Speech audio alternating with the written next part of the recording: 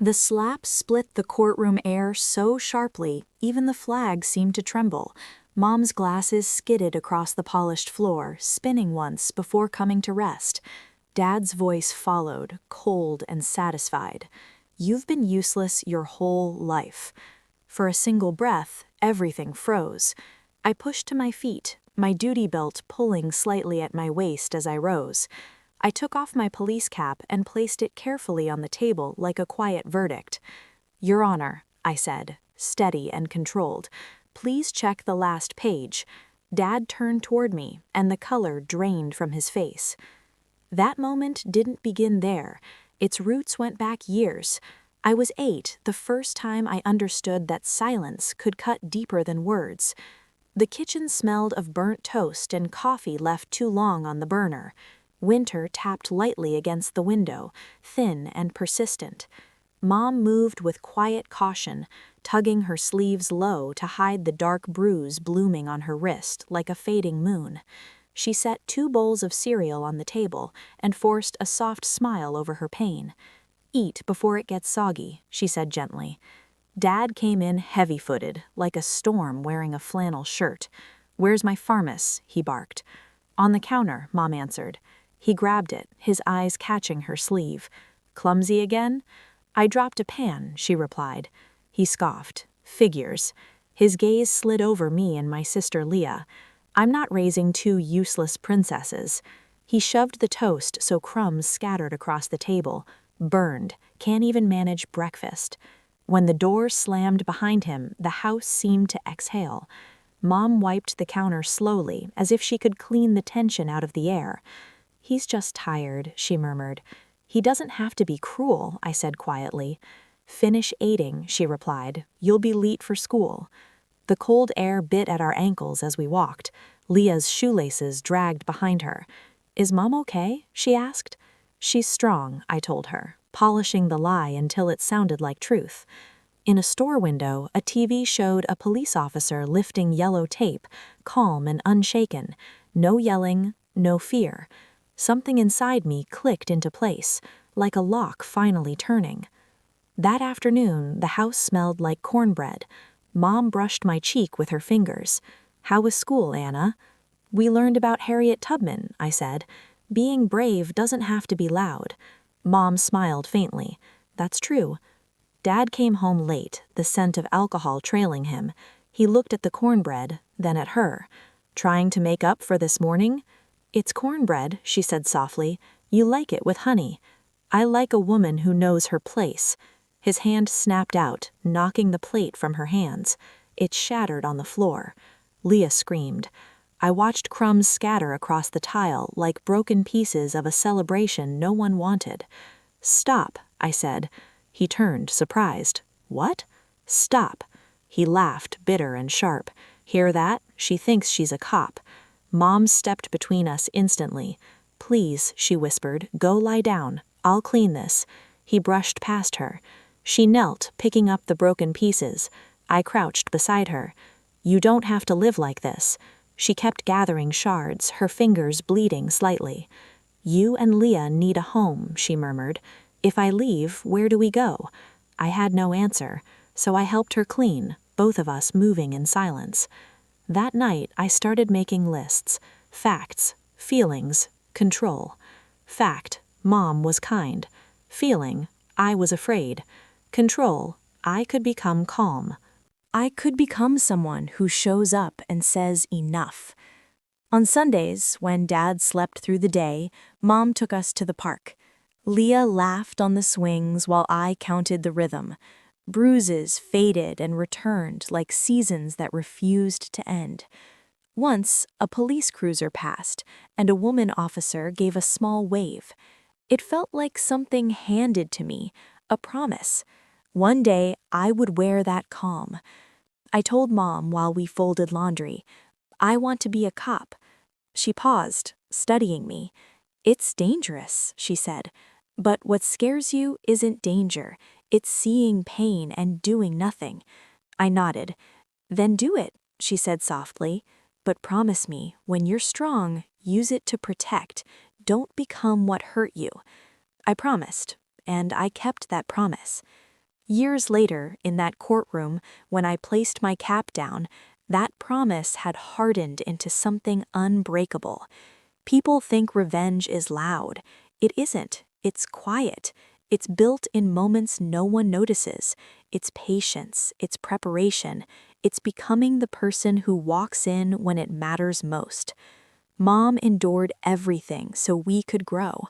She carried pain so we could carry hope. I watched her sacrifice, her strength hidden behind silence.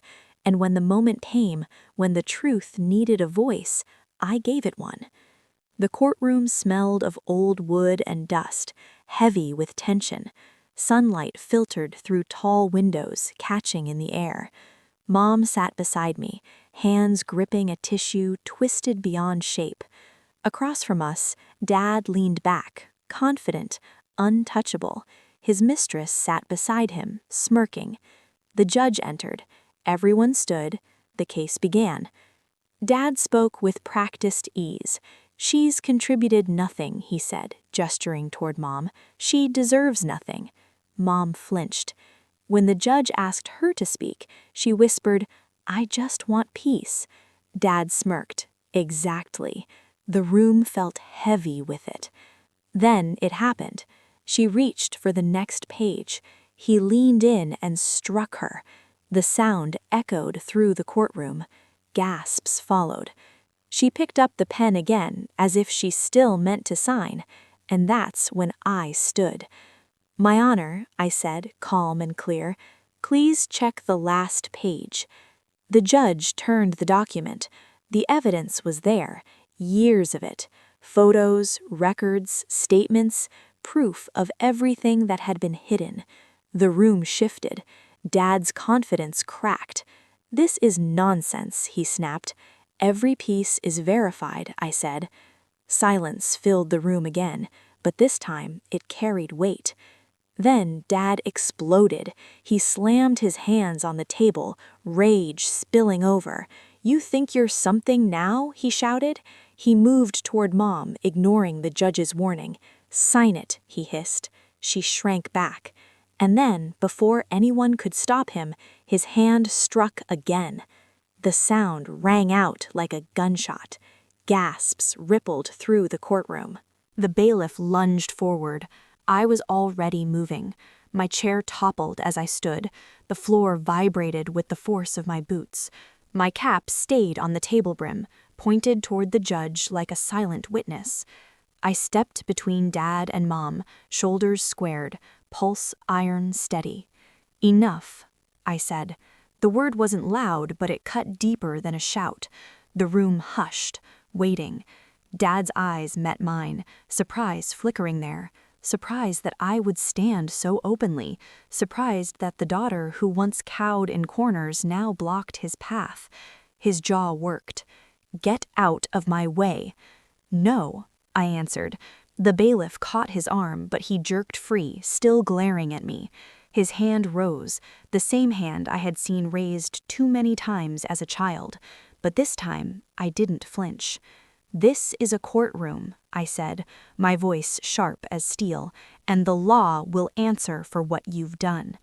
He froze, thrown off by the authority in my tone, the years at the academy, the hours of training, every lesson in restraint, all of it gathered in my stance. I wasn't his daughter in that moment. I was the officer the badge had made me. The judge's gavel cracked. Bailiff restrained him. The bailiff snapped cuffs over Dad's wrists. He twisted, spat curses, but the fight was gone from his eyes. He looked smaller, shackled not just by steel, but by the weight of his own unraveling. The mistress shifted uneasily, her perfume sour-mow in the stagnant air. She tried to whisper excuses, but the judge silenced her with a glare. I turned back to Mom. She sat trembling, her tissue shrinned to confetti in her lap.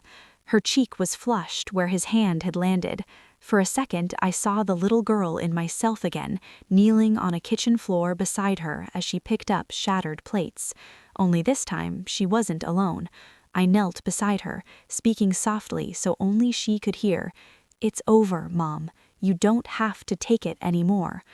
Her eyes filled with tears, spilling onto the blue flowers of her dress. She reached for my hand, gripping it with surprising strength. "Anna," she whispered, "you stood up." I swallowed hard for both of us. The judge cleared his throat, addressing the courtroom. "This court will not ignore what has been brought to light. The evidence presented is compelling and will be entered into record. Further proceedings will determine division of assets, but in the meantime, protective measures will be enforced for the plaintiff." Protective measures, words Mom had deserved decades ago, but had never been granted. The mistress rose abruptly, voice shrill. "This is absurd. He's the provider." The judge's gavel fell. "Sit down, ma'am." Her words collapsed into silence. Dad struggled against the cuffs, his voice cracking now with something closer to panic. "You think this changes anything? You think she wins because you wear a badge?" I turned to him, calm as stone. "This isn't about winning. This is about truth, and you can't bury it anymore." The silence afterward was deeper than any shout. People in the gallery shifted, some nodding subtly, others just staring, but the weight of judgment was no longer mine to carry. For the first time, Mom lifted her chin. Her voice was faint but steady when she said, "I won't be afraid anymore." It was the bravest sentence I had ever heard. The judge nodded solemnly. "That is your right, ma'am, and this court will uphold it." I stood again, straightening my shoulders. My cap remained on the table, a silent testament to the shift that had just occurred. I wasn't a girl hiding behind silence anymore, and Mom wasn't a woman bound by fear. We had taken the stand together. The clink of the handcuffs settled into the room like a clock, finally striking the hour it had promised all along. The judge adjusted his glasses and looked to me. "Officer Callahan, you indicated there is additional evidence on the record. Walk me through it." "Yes, Your Honor." My voice sounded different to my own ears, measured, deliberate. "What you have in the last section are 3 categories: documentation of abuse, financial misconduct, and corroborating witness statements." Paper whispered as the clerk separated the packet. Photographs came, first date-stamped in the corners, a cheekbone swollen like rising dough, purple shadows along Mom's forearms, a split lip salted by tears. The judge's jaw hardened. The gallery went quiet. "These images span 10 years," I said. "Most were taken by me, some by emergency nurses when my mother came in with falls that didn't match the injuries. Each image links to a hospital intake or a police welfare call." Dad made a sound, a cornered animal growl. The bailiff's hand tightened on his elbow. The mistress stared at the scuffed toe of her shoe. The judge tapped a photo with his pen. "And the statements?" "4 neighbors," I said, lifting a stapled set. 2 called 911 on separate nights, reporting yelling, items thrown, a woman screaming. Both times, my mother refused to press charges, citing fear of retaliation. I paused. She had 2 daughters sleeping down the hall. Mom's fingers knotted around mine under the table. "Next," I said, letting my tone turn colder, "financial misconduct." I laid out bank statements in neat rows. Withdrawals coincide with hotel receipts and jewelry purchases, items never gifted to my mother. There are also cash transfers to a personal account held by Miss Avery. "I believe gifts is the word you're reaching for," the mistress snapped. The judge didn't look at her. "Counsel will advise your client to remain silent unless addressed." His gaze slid to Dad. "These transfers, were they made with marital funds?" "My money is my business," Dad said, trying for swagger. "In a marriage," the judge answered, "your money is our business." I turned the next page. "There's also a quick claim deed, drafted but not executed, prepared by Mr. Callahan to transfer the house to an LLC formed last year. The timing corresponds to Miss Avery's increasing presence." "Alleged," Dad's attorney inserted weakly. "Documented," I said, sliding forward the state filings. This was an attempt to strip my mother of the home she has maintained for 28 years. The judge read, expression flattening. Why bring this now, officer, and not years ago? I breathed. Because I was a child, because my mother asked me to keep the storm inside our walls, because some kinds of safety require timing. Today she asked for peace. This is the road to it. Mom squeezed my hand. The clerk set one more packet on the bench. The judge flipped it open and stilled. Audio recordings. Yes, Your Honor. Legally obtained in a one-party consent state. I kept my voice steady. You'll hear Mr. Callahan threatening to sell the house if my mother refused to sign and disappear. You'll also hear Miss Avery encouraging him to finish her off in court so they could start fresh. Miss Avery went paper white. That's out of context. Context, the judge said evenly, is what trials are for. Today is about protection, assets, and credibility. He nodded to the clerk. Speakers crackled. My father's voice filled the courtroom. Lazy cruelty, whiskey slicked. She's had it good on my dime. She can take a bag and get out. I'll see her on the curb with her little charity smile. Then Miss Avery, stop coddling her, file win, and move me in. The house won't even remember her name. When the audio clicked off, the room felt colder. The judge closed the file. Mrs. Callahan, he said, using the name she was poised to relinquish, you will not sign anything today. This court issues an immediate protective order. Mr. Callahan, you are barred from the marital home pending a full hearing. A forensic accountant will evaluate dissipation of marital assets. Dad surged to his feet. The cuffs jerked the chain. You can't throw me out of my own house. I can, and I am, the judge replied. Sit down. He sat. A knot loosened at the base of my throat. I put a hand on Mom's back. Warmth came through the fabric, a line of heat under my palm. Thank you, she whispered. We're not finished, I told her, but you don't have to be afraid tonight. The clerk marked the orders. The bailiff adjusted his stance. Paper became law. Ink a shelter. Dad stared at me, confusion dimming his fury. He had built himself a mirror that only reflected his power. Today it cracked. In the fragments, he finally saw the truth. We weren't afraid of him anymore. The judge stacked the files and let a thread of warmth into his voice.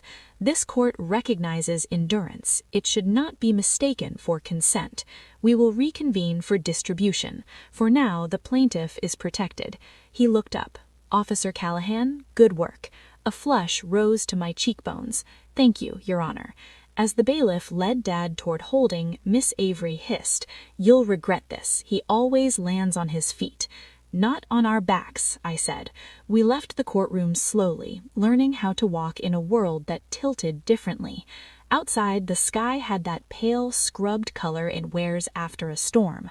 Where will we go? Mom asked. Home, I said. Tonight, home is ours. She nodded. The red print of his hand had already begun to fade. People think unveiling is a sudden light thrown on truth. Sometimes it's the slow lighting of a house room by room until you realize there has always been a way through. We had found the switches. We were turning them on. The courthouse steps felt different under my boots than they had on the way in. The air smelled sharper, like autumn had finally decided to arrive.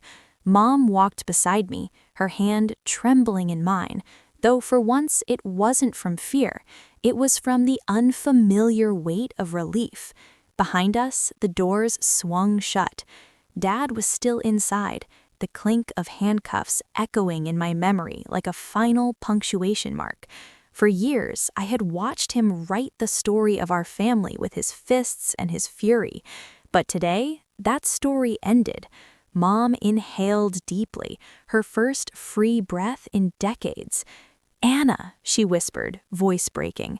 I never thought I'd see this day. I looked at her, really looked, the lines of sacrifice carved into her face, the silver threading through her hair, the resilience that had never truly been broken. You earned it, I said. Every ounce of this freedom is yours. Her eyes glistened. No, we earned it. You stood when I couldn't. I shook my head.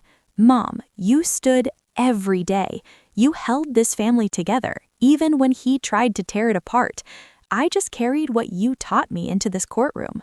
That evening, we returned to the house.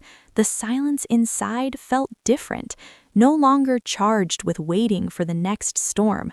Leah was already there, her eyes red from crying, but when she saw Mom's face, calm, lifted, she rushed forward and wrapped her arms around her.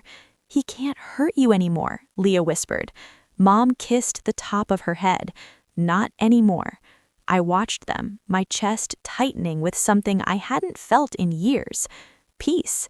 Later, as Mom brewed tea in the kitchen, I walked through the rooms.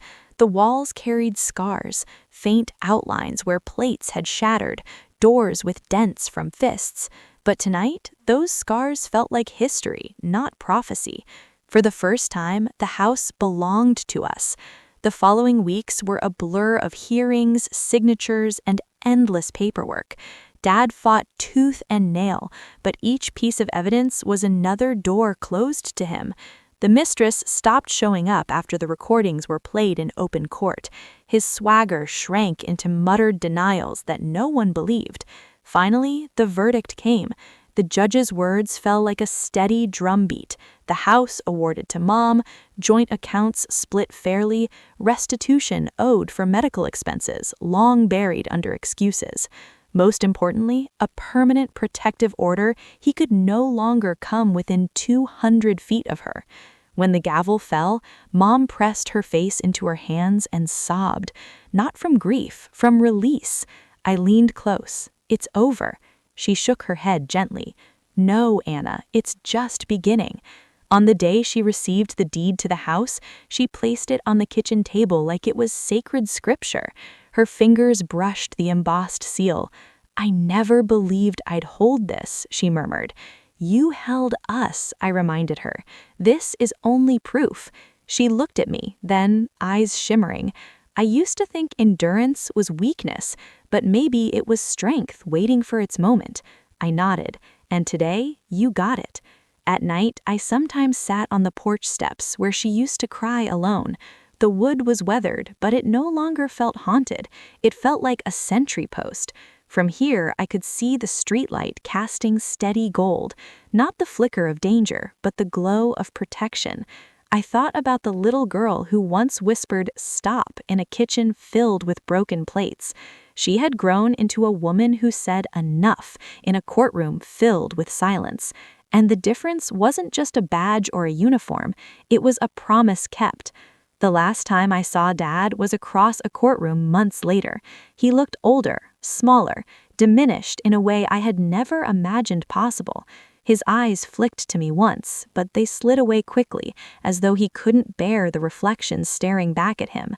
Mom stood tall beside me. She didn't need to speak. Her silence was no longer submission, it was victory. People often imagine revenge as fire, loud, consuming, but true revenge, the kind that endures, is quieter. It's the silence of a woman who no longer trembles, the stillness of a daughter who no longer flinches, the calm after a storm when the sky clears and the house is still standing. That's what justice looked like for us, not a shout, a silence. If you're listening now, maybe you've carried storms of your own, shadows that whispered you were worthless, voices that told you to stay small. Maybe you've endured more than anyone will ever know. I want you to remember this. Endurance is not weakness. It is the soil from which strength grows. And when the time comes, when the silence finally breaks, you will find that you were stronger than they ever believed. So take courage, hold on, and when the moment arrives, stand tall, because sometimes the quietest victories are the loudest of all.